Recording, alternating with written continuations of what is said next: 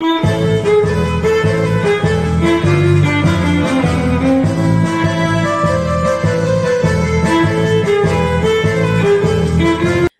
Angles স্কুলে আপনাদের সবাইকে স্বাগত। মার্ক্সবাদে অনেক পরিভাষার ব্যবহার রয়েছে। মার্কস এঙ্গেলস স্কুলে এ সকল পরিভাষা নিয়ে সহজ করে ধারাবাহিকভাবে আমরা আলোচনা করার চেষ্টা করছি। আজকে আলোচনা করব নয়া ফ্যাসিবাদ কি। আলোচনা শুরুতেই বলে নেওয়া প্রয়োজন, নয়া ফ্যাসিবাদ শব্দটি মার্ক্সবাদের কোনো পরিভাষা নয়। ফ্যাসিবাদ কি সে বিষয়ে আমরা গত পর্বে আলোচনা করেছি। আমরা দেখছি বাংলাদেশ ও বিশ্বের বর্তমান প্রেক্ষাপটে নয়া ফ্যাসিবাদ শব্দটি বিশেষভাবে আলোচিত হচ্ছে।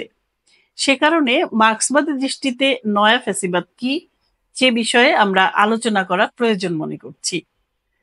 নয়া ফ্যাসিবাদ বা নিউ ফ্যাসিজম হলো ফ্যাসিবাদের আধুনিক রূপ, যা দ্বিতীয় বিশ্বযুদ্ধের পর বিভিন্ন দেশে ভিন্ন ভিন্ন চেহারায় দেখা দিয়েছে।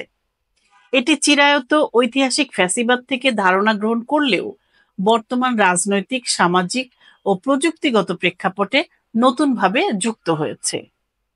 তাহলে প্রথমেই দেখি ফ্যাসিবাদের সঙ্গে নয়া ফ্যাসিবাদের পার্থক্য কি। পুরনো ফ্যাসিবাদ ছিল সরাসরি সামরিক ও একনায়কতান্ত্রিক। নয়া ফ্যাসিবাদ অনেক সময় গণতান্ত্রিক কাঠামোর মধ্যেই গড়ে ওঠে, কিন্তু ধীরে ধীরে এবং প্রয়োজন অনুযায়ী নিজের গণতন্ত্রের মুখোশ খুলে ফেলে। নয়া ফ্যাসিবাদ জনগণের উপর দমন পীড়ন চালিয়ে বুর্জোয়া শ্রেণীর আধিপত্য টিকিয়ে রাখার একটি হাতিয়ার হিসেবে ব্যবহৃত হয়। মার্ক্সবাদের চিন্তা অনুযায়ী নয়া ফ্যাসিবাদের কতগুলি গুরুত্বপূর্ণ বৈশিষ্ট্য আছে। যখন পুঁজিবাদ তার অভ্যন্তরীণ সংকট, যেমন অর্থনৈতিক মন্দা, মুনাফার হার হ্রাস অথবা বেকারত্ব ইত্যাদি সামাল দিতে ব্যর্থ হয়, নয়া ফ্যাসিবাদ সেই সময় মাথাচাড়া দিয়ে ওঠে। পুঁজিপতিরা তখন শ্রমিক শ্রেণীর সম্ভাব্য প্রতিরোধ ঠেকাতে ফ্যাসিবাদী পথ বেছে নেয়।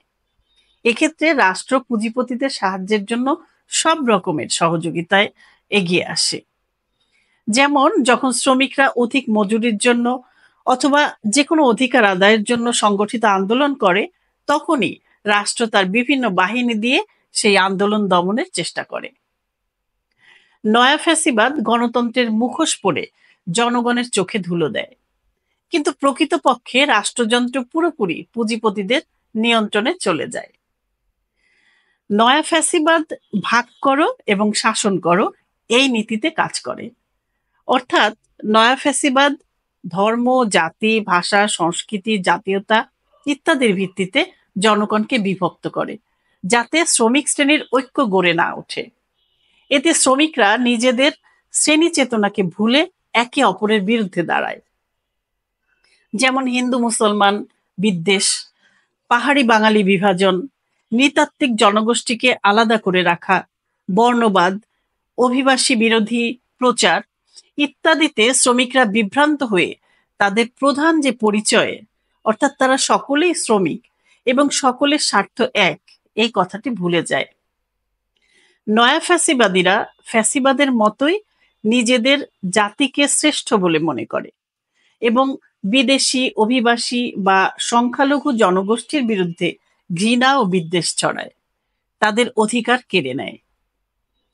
নয়া ফ্যাসিবাদী শাসকরা সংবিধানকে ধাপে ধাপে দুর্বল করে, আইন আদালতকে নিয়ন্ত্রণে নেয়, বিরোধী কণ্ঠকে রাষ্ট্রবিরোধী বা দেশদ্রোহী ঘোষণা করে দমন করে। শ্রমিক আন্দোলন, ছাত্র রাজনীতি, বামপন্থী মতাদর্শ সবই তখন রাষ্ট্রের শত্রু হয়ে যায়।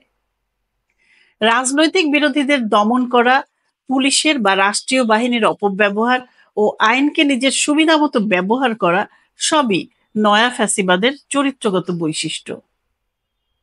নয়া ফ্যাসিবাদ প্রচার মাধ্যম, ইতিহাস চর্চা, শিক্ষা ও সংস্কৃতিকে নিয়ন্ত্রণ করে। জনগণকে বিভ্রান্ত করতে অতীতের গৌরব গাথা, মিথ্যা দেশপ্রেম বা ধর্মীয় গর্বকে ব্যবহার করে।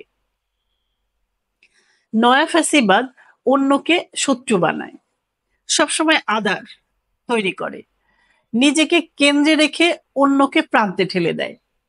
অভ্যন্তরীণ কোনো সমস্যা হলে তারা দোষ চাপায় অন্য এর উপর, যে কোনো ঘটনার জন্য তারা অন্যকে দায়ী করে। নয়া ফ্যাসিবাদ সোশ্যাল মিডিয়া, সংবাদ মাধ্যম, সিনেমা বা অন্য মাধ্যমে বিভ্রান্তিকর প্রচার চালিয়ে জনমতকে প্রভাবিত করে। নয়া ফ্যাসিবাদ পশ্চিমা দেশে যেমন ইউরোপে কট্টর ডান রাজনৈতিক দলগুলোর উত্থানে দেখা যায়। আবার দক্ষিণ এশিয়ার কিছু দেশে সরকার ঘেঁষা উগ্র জাতীয়তাবাদী রাজনীতির মধ্যেও এর দেখা মেলে। নরেন্দ্র মোদী এবং শেখ হাসিনা এর বড় উদাহরণ। মার্ক্সবাদী দৃষ্টিতে নয়া ফ্যাসিবাদের লক্ষ্য হচ্ছে শ্রমিক শ্রেণীর বিপ্লব প্রতিহত করা এবং নয়া উদারবাদী একচেটিয়া পুঁজির স্বার্থ রক্ষা করা। নয়া ফ্যাসিবাদ শুধু কোনো ব্যক্তির বা একটি দলের বিকৃতি নয়, বরং একই সাথে এটি পুঁজিবাদী নয়া উদারবাদী ব্যবস্থারই একটি রূপ। যখন গণতান্ত্রিক চেহারায় শোষণ চালানো আর সম্ভব হয় না, তখন গণতন্ত্রকে ধ্বংস করে উগ্র জাতীয়তাবাদকে ব্যবহার করে শ্রমজীবী জনগণের স্বাধীনতা কেড়ে নিয়ে একটি কর্পোরেট রাষ্ট্রীয় দমন নীতির মাধ্যমে বুর্জোয়া শ্রেণীর আধিপত্য বজায় রাখা হয় নয়া ফ্যাসিবাদী ব্যবস্থায়। আগামীতে মার্ক্সবাদের আরো খুঁটিনাটি বিষয় নিয়ে মার্কস এঙ্গেলস স্কুলে আমরা হাজির হব। ততক্ষণ সকলে ভালো থাকবেন। আমাদের চ্যানেলের লিংক ডেসক্রিপশন বক্সে দেয়া থাকবে। ভালো লাগলে চ্যানেলটি সাবস্ক্রাইব করে আমাদের সাথে থাকতে পারেন।